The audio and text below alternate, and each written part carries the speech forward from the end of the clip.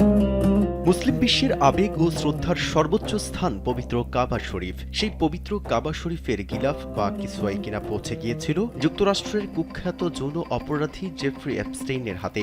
বিশ্বাস করতে কষ্ট হলেও যুক্তরাষ্ট্রের বিচার বিভাগের সদ্য প্রকাশিত চাঞ্চল্যকর নথিতে এমন অবিশ্বাস্য তথ্যই উঠে এসেছে। নথিতে দেখা যায় 2017 সালে সংযুক্ত আরব আমিরাতের ব্যবসায়ী আজিজা আল আহমাদি নামের এক ব্যক্তির যোগসাজশে কিসওয়ার 3টি টুকরো ফ্লোরিডায় এপস্টেইনের বাসভবনে পাঠানো হয়। সৌদি আরব থেকে ব্রিটিশ এয়ারওয়েজের কার্গো বিমানে করে অত্যন্ত গোপনীয়তা ও বিশেষ ব্যবস্থাপনায় এই চালানটি যুক্তরাষ্ট্রে পৌঁছানো হয়েছিল।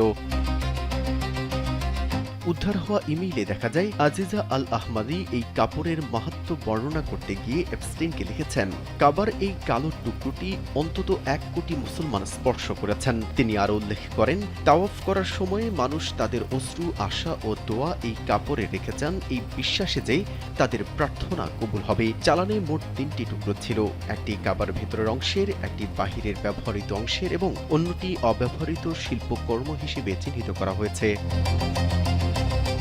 আরেক দফা পাঠানো ইমেইলে দেখা যায় 2017 সালের সেপ্টেম্বরে হারিকেন ইরমা ক্যারিবীয় অঞ্চলে আঘাত হানলে এপস্টেইনের ব্যক্তিগত দ্বীপ লিটল সেন্ট জেমস ক্ষতিগ্রস্ত হয়, যেটি তার যৌন পাচার কার্যক্রমের কেন্দ্র ছিল। এরপরই আজিজা আল আহমাদি তার খোঁজ নেন এবং নতুন তাঁবু পাঠানোর প্রতিশ্রুতি দেন। এমনকি নিউ ইয়র্কে এপস্টেইনের বাড়িতে বিদায়ী সাক্ষাতের জন্য মাত্র 15 মিনিটের সময় চেয়ে অনুরোধও করেছিলেন তিনি।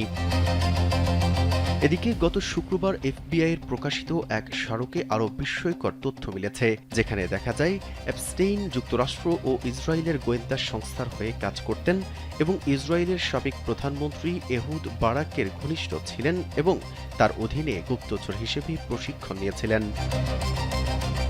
মেহেদী হাসান, কালবেলা।